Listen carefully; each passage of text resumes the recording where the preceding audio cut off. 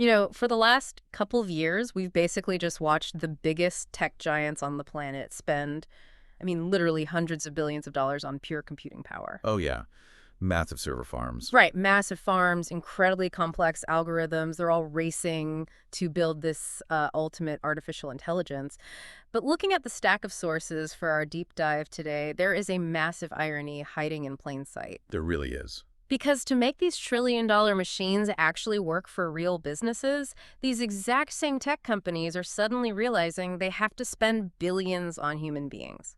Yeah, it's kind of the ultimate plot twist in the AI revolution. After years of promising that software would just autonomously eat the world, the industry basically hit a brick wall. Right. So welcome to the deep dive. Today we are unpacking a foundational shift in the AI landscape based on these sources. We're looking at Microsoft's brand new $2.5 billion Frontier Company, AWS's $1 billion initiative, and these parallel multi-billion-dollar moves by OpenAI and Anthropic. Which is just a staggering amount of money to drop all at once. It is. And if you are listening to this right now, and maybe you've recently greenlit an AI pilot in your company, this is going to explain exactly why your team might be struggling. Definitely. We're going to figure out why this shift to human capital is happening, what a forward-deployed engineer actually is, and, whether inviting Microsoft or OpenAI engineers to permanently move into your office is a lifeline or just the ultimate vendor lock-in. Yeah, and the stakes for enterprise leaders here,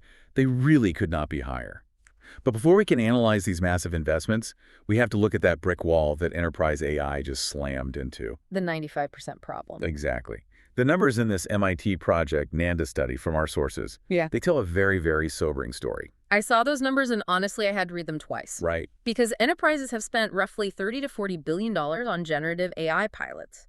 But the study found that 95% of those pilots produce zero, absolutely zero measurable profit and loss impact. Zero P&L impact. Wait, if 95% of these fail, how are these AI vendors keeping their enterprise narrative alive? They must be panicking behind closed doors. Oh, they are. That panic is precisely what's driving this new multi-billion-dollar pivot. And S&P Global actually backed up that MIT data. What did they find? They found that 42% of companies just outright abandoned their AI projects in 2025. Just walked away. Wow. Almost half. Yeah. Businesses are suffering from what the industry calls pilot purgatory. Pilot purgatory. Yeah, so they test this beautiful model, and it looks incredible in a tightly controlled demo. Yeah. But the second they try to scale it across their actual operations, it just shatters. It breaks. Exactly. The sources show that internal builds fail at a massive rate, and even the purchased, fully implemented solutions only succeed roughly 67% of the time. It's like buying a Formula One car. Okay, I like that. Like the cutting-edge AI model is the F1 car. But handing a business an API key is like dropping the keys to that F1 car in the middle of a dirt parking lot. The car isn't flawed. It's a great car. But you can't drive an F1 car on a dirt road. Without a paved track and a pit crew and a trained driver, you just bought a very, very expensive paperweight. That is a brilliant way to visualize it. Because the reason that corporate parking lot is a dirt road is due to something researchers call enterprise debt. Enterprise debt, which the sources estimate is at, $18 trillion? $18 trillion across the global 2000. That sounds like a global financial crisis. But we aren't talking about balance sheets here, right? What is the actual mechanism of that debt? So it breaks down into 4 structural layers. You've got technology, data, process, and talent debt. Okay, can we make that a bit more concrete? Yeah, absolutely. So imagine a massive supply chain company. They're trying to use an AI agent to predict shipping delays. The AI model itself is smart enough to do it. Right, the model is capable. Right. But the company's client data is trapped in 15-year-old on-premise servers. Yeah, and they have 20 different legacy CRM systems that just don't talk to each other. Yeah. And on top of that, their actual operational processes aren't documented anywhere. They just live in the heads of a few veteran managers. So when the AI agent tries to execute a command, it hits dead ends, or it hallucinates, or it just breaks because the data environment is just absolute chaos. Precisely. The AI vendors finally realized that just handing a company an API key and saying good luck was actively destroying their long-term business model. But they couldn't just sell the F1 car anymore. No, they had to step in, send their own people, and build the paved track themselves. Which introduces the central figure of our deep dive today, the The forward deployed engineer. Right, the FDE. Yeah, the FDE. And what's fascinating here is that these are not your traditional software engineers, right? They aren't sitting at some pristine, catered campus in Silicon Valley writing generic products. No. They embed physically and digitally inside a customer's environment. They sit right alongside the actual operator, so the supply chain managers, the legal teams, healthcare administrators. Just right there in the trenches with them. Exactly. And they write production code on the customer's actual messy data in real time. See, I hear forward deployed engineer, and my immediate thought is, wait, isn't this just a fancy rebranding of what Deloitte or Accenture or PwC has been doing for 30 years? A lot of people are asking that. Like, what makes this any different than hiring a traditional consultant to implement your software? It's the exact skepticism every CIO is expressing right now. But the mechanism of how they work is fundamentally different. How so? Well, traditional consultants typically build for the business.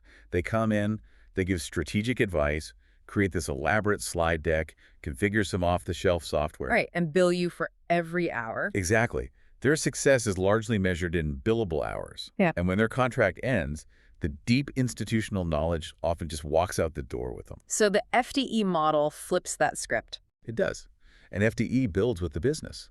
They're actually held accountable for the final functioning product, not just the implementation hours. They're writing the actual production code. Okay, that is a big difference. Yeah, but the most critical difference is the feedback loop. The feedback loop back to the tech giant. Right. And FDE takes these highly specific, messy edge case problems they solve on site, and they feed those insights directly back into the software vendor's core product team. So they are acting as a sensory organ for the tech giant. They're finding out what actually breaks in the real world. Exactly. Yeah. And this methodology, it has deep, very serious roots. Yeah. It is the foundational DNA of Palantir. Palantir, yeah. Yeah, they invented this model back in the 2000s when they were working with intelligence agencies and the military. Palantir called their embedded engineers deltas. Deltas, because they were dealing with the delta, like the gap between the theoretical capability of the software and the messy reality of a military base or an intelligence office. I was reading about this in the sources. Instead of sitting in California, these deltas were in active military zones.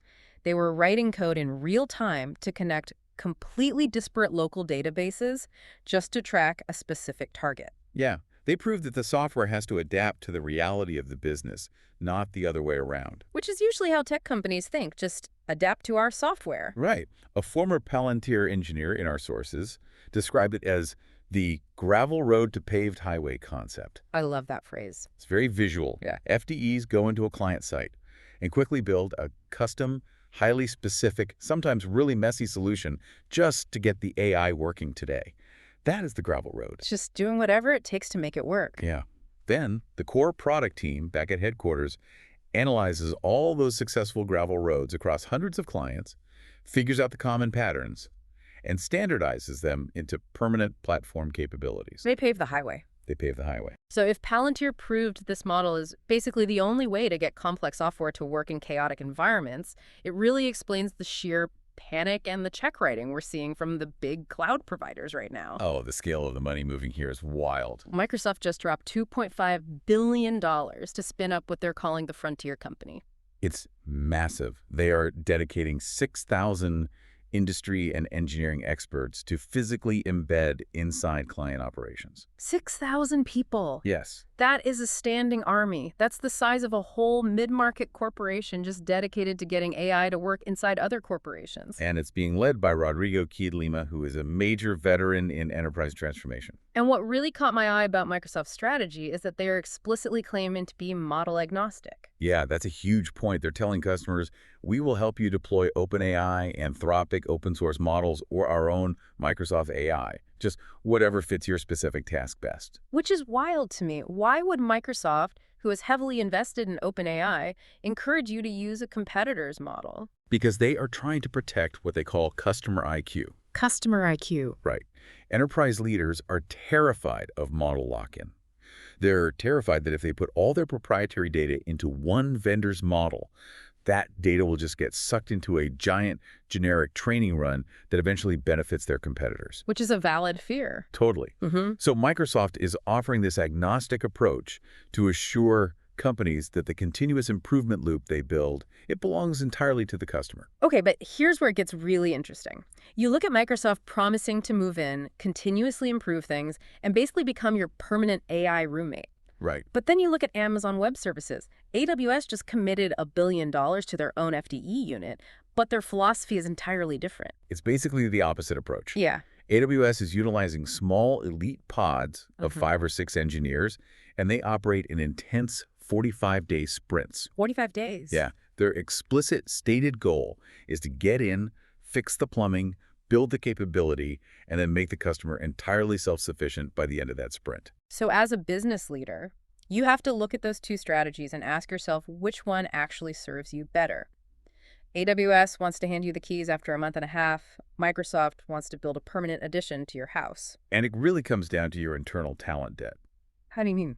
Well, if you already have a strong engineering culture and you just need help crossing the finish line with AI, that AWS 45-day sprint might be exactly the accelerant you need. Right. But if you're like a legacy bank or a massive healthcare provider with decades of technical debt and zero internal AI talent, You're going to need the roommate. exactly, you might actually need Microsoft's permanent roommate approach just to survive the transition. Wow. And the model builders themselves are getting into this deployment game too. They are? OpenAI just launched a $4 billion deployment company backed by private equity firms like TPG. And then Anthropic launched a $1.5 billion joint venture with Blackstone and Goldman Sachs. And if we connect this to the bigger picture, it explains exactly why these frontier AI labs are suddenly partnering with private equity. It isn't just for the cash, is it? No, not at all. Partnering with Blackstone or TPG gives Anthropic and OpenAI instant, unimpeded access to those private equity firms' massive portfolios of mid-market companies. So it's a guaranteed pipeline. Exactly. It's hundreds of captive customers where they can embed their engineers, test their models on real enterprise data, and actually prove that they work at scale. Okay, so Microsoft, AWS, OpenAI, and Anthropic are all basically building their own private armies of embedded engineers. Yeah, that's what it looks like. But this brings up a massive structural issue for the tech economy. What happens to the traditional systems integrators? OECs. Right, the size companies like Accenture, Capgemini, PwC, they normally get paid billions to do exactly this kind of integration work. If I'm a partner at an SI, I'm looking at Microsoft and Anthropic and realizing they are building the distribution channel they couldn't rent. And the sources make it clear that the traditional systems integrators should be highly concerned. I would be terrified. One analyst from HFS Research actually described this exact dynamic as revenue compression arriving faster than incumbents can reinvent themselves. Wow, revenue compression. That's a polite way of saying their business model is evaporating. Pretty much. The traditional billable hour, labor-driven model of tech consulting is shrinking rapidly. Because if an AI vendor's FDE can just sit down, understand the messy data, and build a custom AI agent in a week that automates a process that used to take a consulting firm 6 months and 40 slide decks to map out. The old pricing model just collapses. It totally collapses. And that's exactly why the model providers chose to build these dedicated entities instead of just boosting their partner communities. It comes down to speed, quality control, and the orchestration layer. The orchestration layer. Right. The AI vendors realized they need to shape exactly how the work gets done at the data level. They don't have the patience, or frankly, the confidence, to deploy their cutting-edge models entirely through third-party SI partnerships. I saw a phrase in the research that captures this perfectly. Services as software. We all know software as a service, right? SaaS is us. But how does a service act like software? So think of it this way. Instead of selling you thousands of hours of manual integration labor, the vendor is just selling you an outcome. Okay. The service of deploying the AI is so standardized by the FDEs and so deeply integrated into the vendor's platform that human labor is just the delivery mechanism for a software capability. That makes a lot of sense. Yeah, we're seeing the rise of what they call managed intelligence providers. Managed intelligence providers. Yes. So the future for traditional SaaS isn't in selling integration labor anymore. It's going to be about fixing that underlying enterprise debt. Oh, like cleaning up the messy data. Exactly. Cleaning the data, untangling the broken operational processes so the AI can actually function. The SIs that survive will have to transition from being software implementers to being foundation fixers.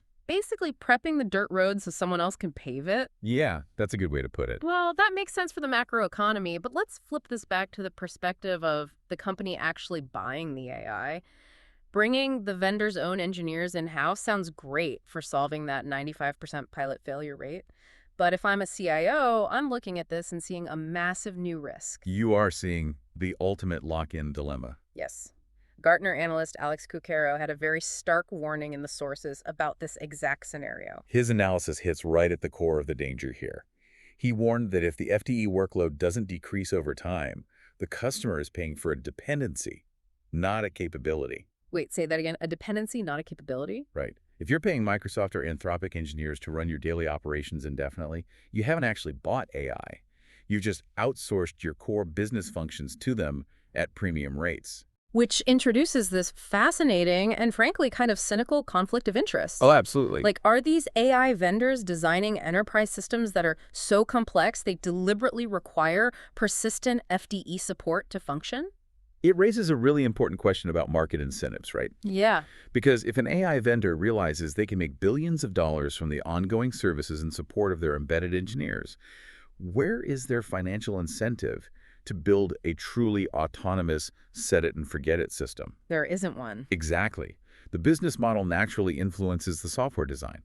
If complexity equals recurring revenue, the system will remain complex. And even if we take Microsoft at their word regarding, model swappability, they say you can easily swap out an OpenAI model for an Anthropic one if a better version comes along. Right, they promise agility. But if Microsoft's FDEs built your entire AI nervous system on Azure, using Microsoft deployment tools and deeply integrated it into your Microsoft 365 environment, swapping the underlying model is just window dressing. Yeah, it doesn't change the underlying reliance. You can't just pack up and leave the Microsoft ecosystem. The lock-in hasn't disappeared.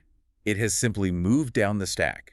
It moved from the model layer to the architectural and operational layer. So as a customer, you have to ask yourself, before signing these massive deployment contracts, when the FDE team finally rotates out of your building, does your AI break?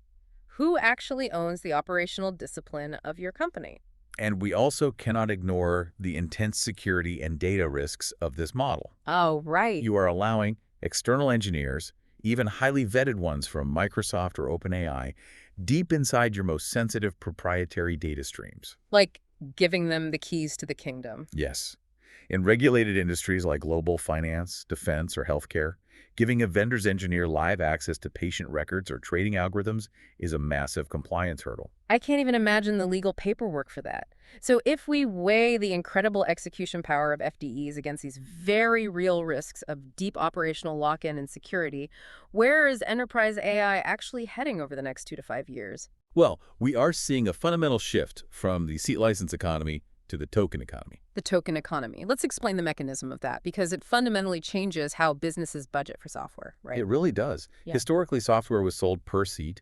You bought 500 licenses of Microsoft Word for your 500 employees, and you just paid a flat annual fee. Simple, predictable. Right. But in the AI era, you are paying for tokens. Tokens are essentially the amount of raw compute and inference the AI requires to do a task. And inference is the actual moment the AI is thinking like, when it's actively reasoning through a problem or generating a response in real time, which burns massive amounts of electricity and silicon power. Exactly. So every time your autonomous agent reads a 50-page legal contract, writes a summary, and updates your compliance database, it is burning compute power. Burning tokens. Yes, that power is measured in tokens. You aren't paying for the digital employee, you're paying for the electricity and the silicon processing. And Gartner and Forrester project that by 2028, 15% of all work decisions will be completely autonomous. 15%. Yeah, and that requires a staggering continuous amount of AI inference. But if 15% of a global corporation's decisions are running on active compute, the cost to run these models centrally could skyrocket. I mean, to the point of bankrupting the AI initiatives all over again. And because of that impending cost crisis, those same projections say 80% of CIOs will turn to edge services for their inference demands. Just to save energy and money. Exactly. You won't send every AI query back to a massive centralized Microsoft or Amazon cloud. You'll process it locally, on your own servers, or on specialized edge networks closer to your actual data. And that's where NVIDIA steps into the deployment game. The sources mentioned they are opening up entirely new financial models to support this edge inference demand. Yeah, NVIDIA sees the bottleneck coming. They're introducing revenue sharing and credit support models with specialized AI cloud partners companies like Sharon AI and Firmus. They're trying to ensure that as this massive demand for AI inference scales up, the localized AI factories and cloud infrastructure are physically built and ready to meet it. So companies don't have to wait years for traditional data center build-outs. Exactly. Wow. So the physical infrastructure is shifting to the edge, the software pricing model has shifted to tokens, and the deployment model has shifted to embedded human engineers. It's a total overhaul. The FDE model is not a temporary Band-Aid to get us through a rough patch of pilot failures. The sources strongly suggest it's becoming the new, durable operating standard for what the industry calls the agentic enterprise. The agentic enterprise, a business run largely by autonomous AI agents overseen by human operators. Yes. So what does this all mean for you listening? The battle for enterprise AI isn't going to be won by whoever has the smartest large language model sitting in a vacuum in some research lab. It's going to be won by whoever has the most embedded engineers sitting physically closest to your messy data, wiring that intelligence directly into your daily operations. Absolutely. The core technology, the large language models themselves, they are rapidly becoming commoditized.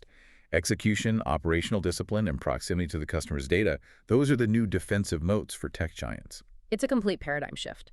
Buying AI software and successfully deploying AI are two entirely different disciplines.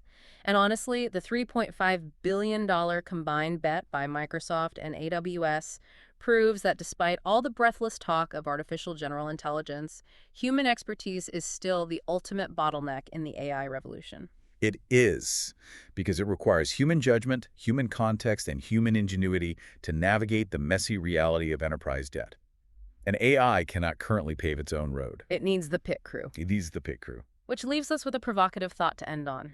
If these forward-deployed engineers from Microsoft, AWS, and Palantir are incredibly successful in automating away a company's most complex, messy workflows, if they successfully build those paved highways across the entire Global 2000, do they eventually automate away the need for their own jobs? That is the multi-billion-dollar question underlying this entire arms race. Or will the sheer complexity of business simply scale up to meet the new capabilities of AI, requiring human engineers in the loop forever, endlessly paving the next set of gravel roads?